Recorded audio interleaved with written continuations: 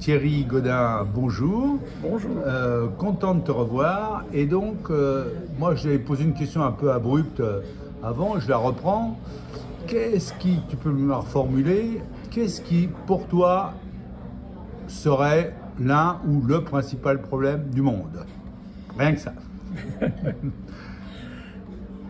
Alors, le principal problème, c'est l'incompréhension. Et cette incompréhension se fonde sur... L'incompréhension non seulement entre les humains qui ont des cultures, des destins différents, mais même l'incompréhension vis-à-vis des animaux. Je pense que nous avons beaucoup de choses à dire et beaucoup de choses à apprendre dans la communication avec le règne animal de façon générale et avec certains animaux avec lesquels nous réussissons, malgré les différences, à communiquer. Et non seulement on réussit à communiquer, mais en plus, ils sont un enseignement pour nous. Et je crois que nous avons l'habitude de considérer que les êtres vivants différents des humains n'ont pas voix au chapitre, alors qu'ils ont énormément de choses à nous apprendre. Et ceci depuis le règne animal le plus élémentaire jusqu'aux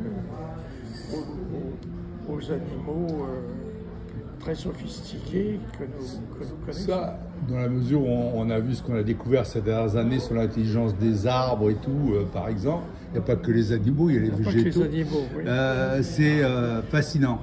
Simplement, là, je voudrais qu'on se concentre sur cette question de se comprendre entre les hommes. Tu disais tout à l'heure que c'était la difficulté à se mettre en relation avec du différent, avec du très différent, je dirais même.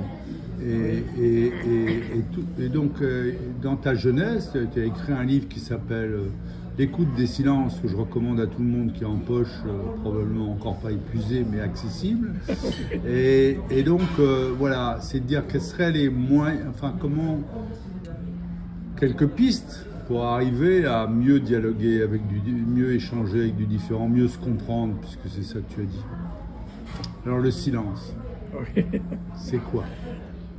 Oui, quand l'idée de l'écoute des silences, c'était effectivement que c'est pas parce qu'il y a un silence qu'il se passe rien.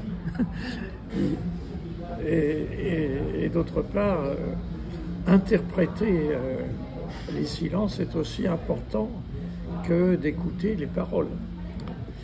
Nous avons été marqués par des enseignements religieux dans lesquels c'était la parole qui venait en premier, qui avait la priorité. Le commencement était le verbe, en fait c'est le souffle. Et qui devait structurer la mentalité, les comportements, etc. Malheureusement, ce n'est pas de ça qu'il s'agit, ou je dirais ce n'est plus de cela qu'il s'agit, parce que nous avons affaire, si nous considérons l'ensemble du vivant, nous avons affaire à des animaux, à des choses qui sont silencieux ou silencieuses. Mais il faut faire avec d'abord, et ensuite, il nous délivre aussi des enseignements. Est-ce que ce serait une façon de mieux se reconnecter avec le vivant, qui était un des problèmes clés de notre époque? Oui, c'est certain qu'on peut dire ça. Mais se reconnecter, pourquoi faire? Je dirais que le fait d'être en communication avec les autres êtres vivants, c'est une manière d'exister. On ne peut pas considérer que l'existence se limite non seulement à l'espèce humaine, mais même à l'intérieur de l'espèce humaine, aux quelques personnes avec lesquelles on est en relation, voire la communication avec soi-même.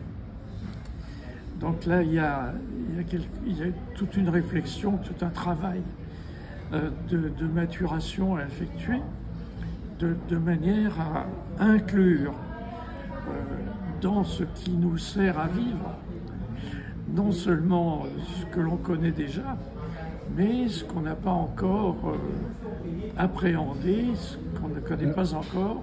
Ok, alors est-ce que ce sera un détour pour mieux établir des relations avec les hommes pour toi, ou c'est ou pas, je sais pas. Ben, le but n'est pas forcément d'établir d'autres relations avec les humains, c'est d'établir d'autres relations avec tout ce qui est vivant et même Oui, ben alors là, pas, sans vouloir, ok, j'entends, mais simplement si c'est les humains qui imposent des lois qui visiblement sont pas très propices à la propagation du vivant, puisque on connaît tous les chiffres de diminution des espèces qui sont absolument colossaux, c'est quand même important que les humains s'entendent pour arrêter d'asservir la planète à leurs rêves. Hein. Oui, c'est même pas leurs rêves, c'est leurs instincts les plus basiques, qui malheureusement s'expriment très peu par des rêves. C'est les instincts, d'accord. Je dirais, quand on parle du rêve, il y a tout cet aspect d'abord d'une inspiration qui n'est pas volontaire, qui vient d'ailleurs, si on va dire. Mais il y a aussi les formes inhabituelles de communication.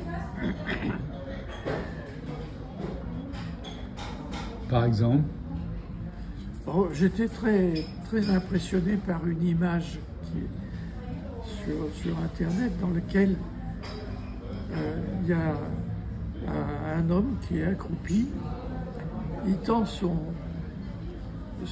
doigt et il y a donc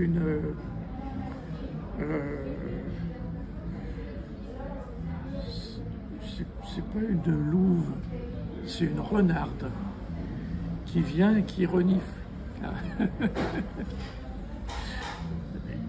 Et l'histoire se continue parce que cette première communication s'étant établie, la renarde est allée chercher ses petits pour leur montrer le doigt et le monsieur qu'il y avait derrière. Et donc, on a là, je dirais, un exemple tout à fait élémentaire d'une communication qui ne passe pas par le langage, mais qui est une vraie communication. C'est super. Alors là, ça me renvoie évidemment au dernier livre de Jean-Baptiste Morisot, Manière d'être vivant, qui parle tout à fait de ce genre de trucs, de choses, qui sont absolument fondamentales et délicates quand même. C'est délicat la communication avec les êtres pas domestiqués, mais essentiels. Mais revenons un tout petit peu en amont. Donc il y a 50 ans, quand tu écris L'écoute des silences, c'est déjà la question des animaux qui te préoccupe? Pas de manière essentielle, mais effectivement, moi j'ai toujours vécu une relation avec les animaux qui était une relation, comment dire, forte et presque égalitaire.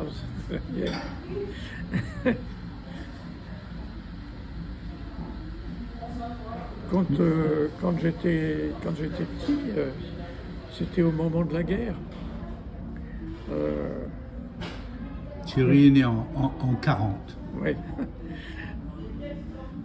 Ben, je me souviens que mes parents avaient une chienne qui s'appelait Sultane et que je passais de longs moments dans sa niche. Ah, voilà. Donc j'étais Adopté. un occupant. Oui, je sais même. Oui, effectivement, elle m'avait adopté dans le sens qu'elle était tout à fait, comment dire, chaleureuse. Mais souvent, on sait que les animaux, c'est extrêmement bénéfique aux enfants. Ça n'empêche pas les hommes, une fois devenus adultes, de les massacrer à tour de bras sans aucune estime pour eux. Donc, bon, soit ils ont manqué de contact avec les animaux, soit il y a un petit problème. Oh ben, les humains ont un problème avec leur conscience, hein, c'est sûr. Ils ne voient que comme être conscient que ce qui leur ressemble est d'aussi près que possible. Hein, puisque même des civilisations différentes, ils n'arrivent pas à communiquer pleinement, quoi. Oui, alors je reviens à ma question, à moi qui m'habite, qui me taraude justement, comment faire? Enfin, est-ce que c'est la première condition pour que ces civilisations différentes arrivent à se mettre d'accord sur la gestion du vivant à l'échelle de la planète?